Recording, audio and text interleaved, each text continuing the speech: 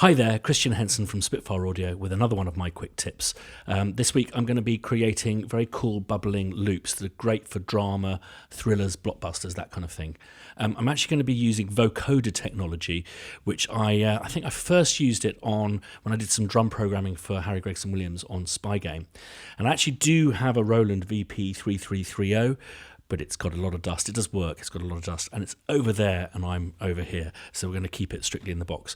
So we're going to look at 3 different vocoders, but my preferred is actually the Logic one, which has it doesn't have this granular quality that other vocoders have, and it just makes excellent, really cool drama loops. So let's have a look. We've got a Logic one, and then we're going to have a look at the vocal synth by iZotope, and then finally this Robotronic here. So, okay, let's have a look at how I make these loops.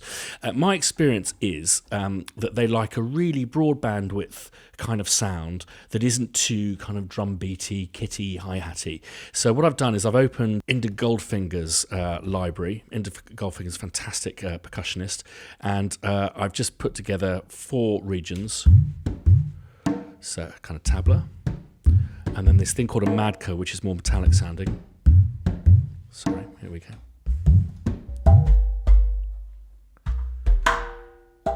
And some shakers. I mean, it doesn't have to sound ultra realistic. It can be quite metronomic as this. I've put some zills in as well, so let's have a look and listen to the whole. Okay, that sounds a bit worldy to me. So what I've done is I've sent all of these out of the same bus. So all of these channels are going out of bus 1, and so it's all playing together out of this auxiliary. And I'm just going to add some really cheesy Logic effects. Bit of filter, smash it to bits, and some delay. So what I've done is I've added a bit of filter fun and some delay, but also I've smashed it so it's a bit more 2D. You'll hear with the vocoders they like the broad bandwidth, but if it's too dynamic, it kind of disappears. Okay, so that's currently coming out of the headphones. Let me make that come out of auxiliary 2. Okay, so now I've put that through auxiliary 2. You'll see that all 3 of these vocoders are using a thing called a sidechain. Basically, a sidechain is like an insert, but instead of this signal going into that signal chain, it ties them together, so it kind of links them. So I guess that's where word chain comes from. In the case of vocoder, the rhythm is what's known as the carrier signal, and then it has a synth, and it kind of wraps the synth and modulates it in the way that the carrier signal is informing it to. That's really badly explained. Let's look at the Logic vocoder. If I hit play, you're not going to hear anything. Only when I start playing. So you'll hear that bottom end, that really comes from that low dolac.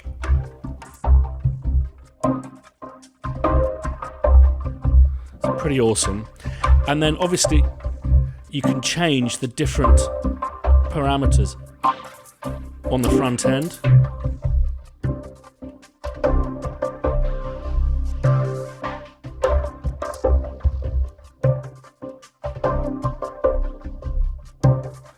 That's really cool, but because these are programmed, the carrier's programmed, you can also alter the arrangement or just simply mute stuff out.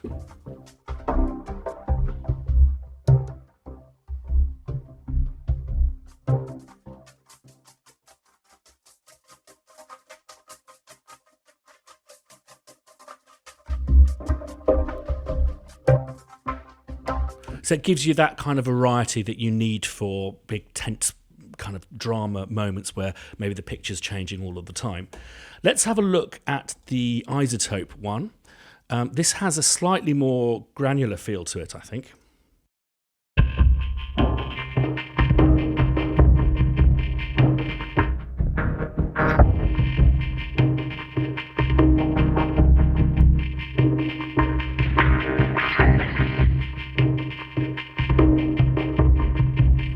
So it's kind of cool. It does sound to me a little bit vocodery, so it has almost a 1970s kind of connotation. I'd whack a little bit of cheesy spread on that from Logic.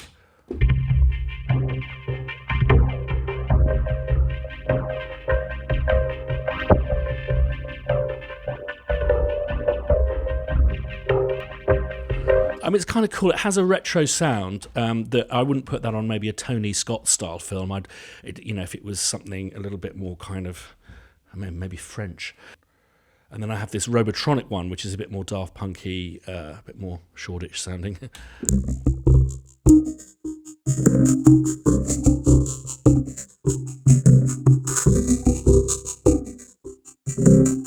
And it's got this listen knob that I think introduces a bit...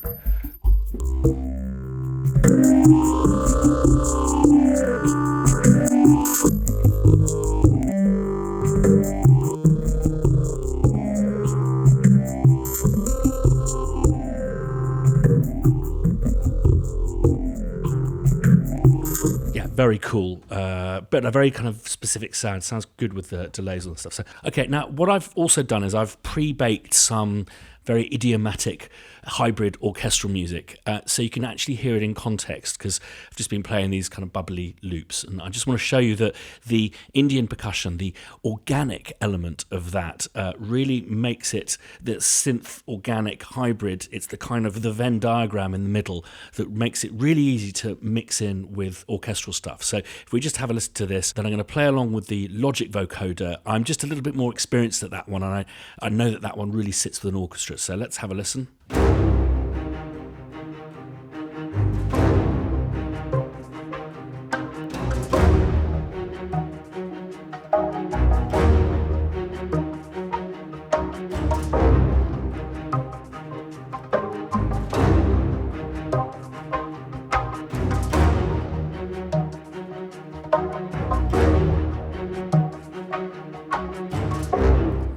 So you can see that really is quite an effective little motivator for your cue. And you'll also notice if we just quickly and coarsely go to our tempo, operations, and say take it up to 170, maybe not that much, with this nice smooth every eighth increment, apply that, you'll see that the quality of the sound doesn't change, because the carrier signal is actually just metronomically programmed. So when we're changing the tempo, no time stretching is occurring. So let's have a just quick listen to that.